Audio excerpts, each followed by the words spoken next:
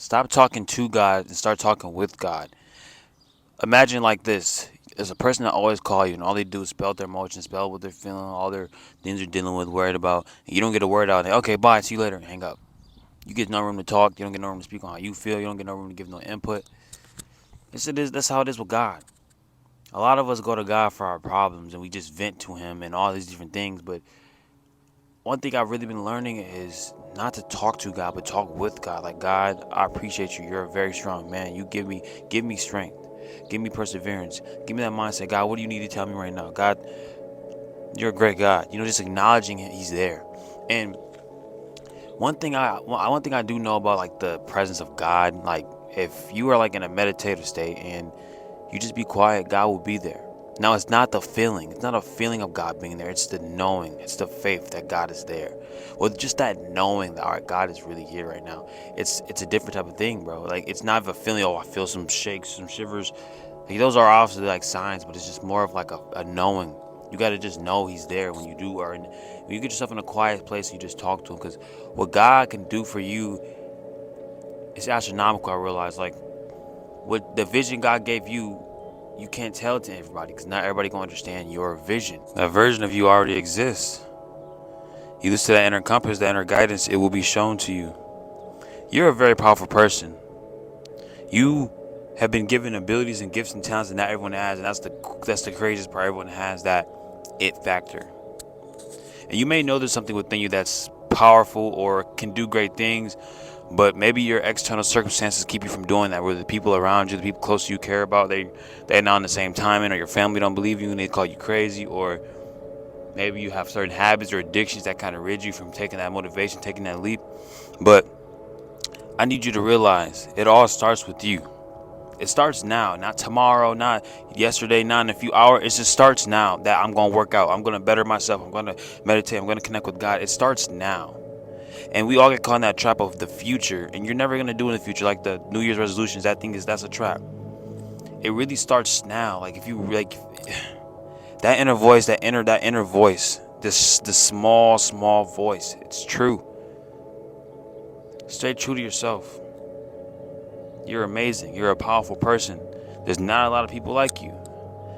Your potential, your empathy, the way you care about people, the way you are behind closed doors, you're the same way in front of people. You've always stayed true. You always staying true to yourself. That's a real one right there. What is real will prosper.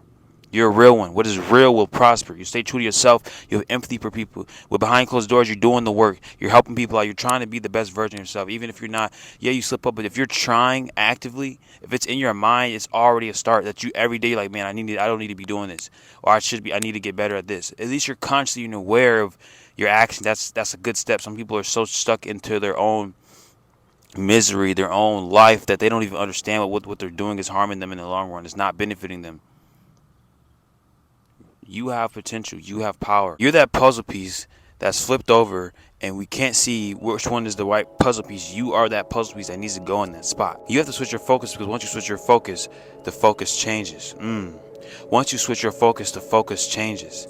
The focus is going to be on you. Because when you're focused on everything else, the focus is going to be on that. When you start focusing on yourself, the focus is going to be on you. You're not focused on partying, these other people, everything external from you. Focus on you. The focus comes to you. And once the focus comes to you, that's when everything changes. That's when the growth comes. That's when you start to see the change in your external reality. People even treat you different. Your energy is different. Even when you go on places and stores, people respect you different. Or people can feel the energy off you. Or babies and animals are attracted to you. Babies stare at you. They smile at you because your energy it's something about you that you don't see, that's in the unseen. Okay, there's something within you that's so powerful that you don't even realize. And once I started to like tap into this, it's called like unseen potential. A lot of people have that star-like quality, or that thing about themselves that's so them that they don't even see it. Like, some people are so talented they don't even see it. Some of the most people that are the hardest on themselves are actually the talented ones. Like, someone could be so talented, but they're so hard on themselves. They're a powerful person. And once you realize this, the game changes. And like I always say, when you change the way you look at things, the things that you look at change. It's all about perspective. Where are you shifting your energy at? Where are you shifting your focus? Wherever you focus, because where focus goes, energy flows. If you focus on building your mind, if you're focused on building your heart, sharing love, spreading love, and trying to better yourself, that is the key. Love is the key. Spreading love, giving love, attracting love.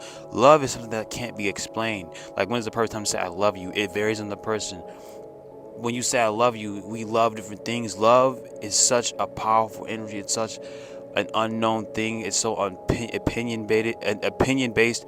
It's kind of more of like, love is so powerful. It's what brings people together. It's what brings union. It's what protects an enemy from killing the foe, or it's what protects the hater from killing the person they're hating on. It's like, love is a strong link. It's a feeling that you can't. It's like a drug. Love is really literally a drug, and you need to find out, what do you love? What are you putting your love into?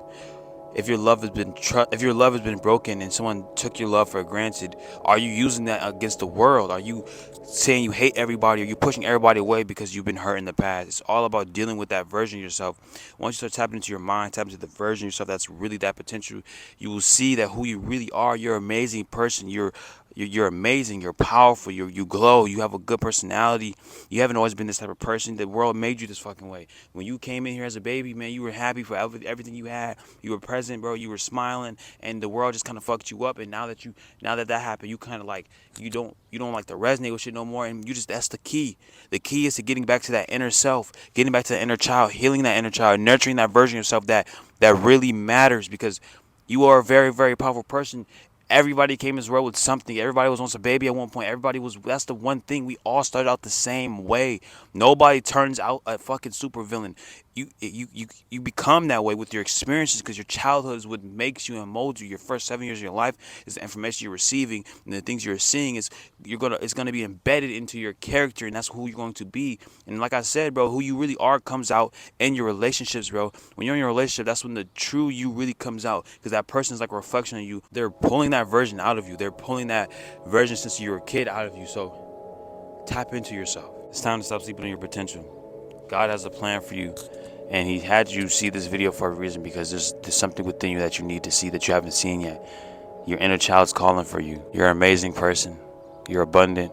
You're powerful. You have gifts. There's no one like you. Just realize that. Let it sink in. You have another day of life that no one has experienced yet. You're blessed. You have a roof over your head. You have a phone. You have Wi-Fi, or a tablet, or a TV, whatever you're watching this on. You're blessed, man. You got a car. You don't got a car. You got legs. You don't got legs. You got arms. You're blessed. I ain't mean to rant off your head, but Alchemist gang, I really hope y'all can take care of yourselves. I love doing this. I love helping y'all better yourselves, man. If you want to see me going more in depth, go check out my podcast, Alchemist Cast, on Spotify and Apple Podcasts. Y'all are amazing. Keep growing. Keep expanding your mind. Things are about to get real good for you. I can feel it. I'm out. Peace.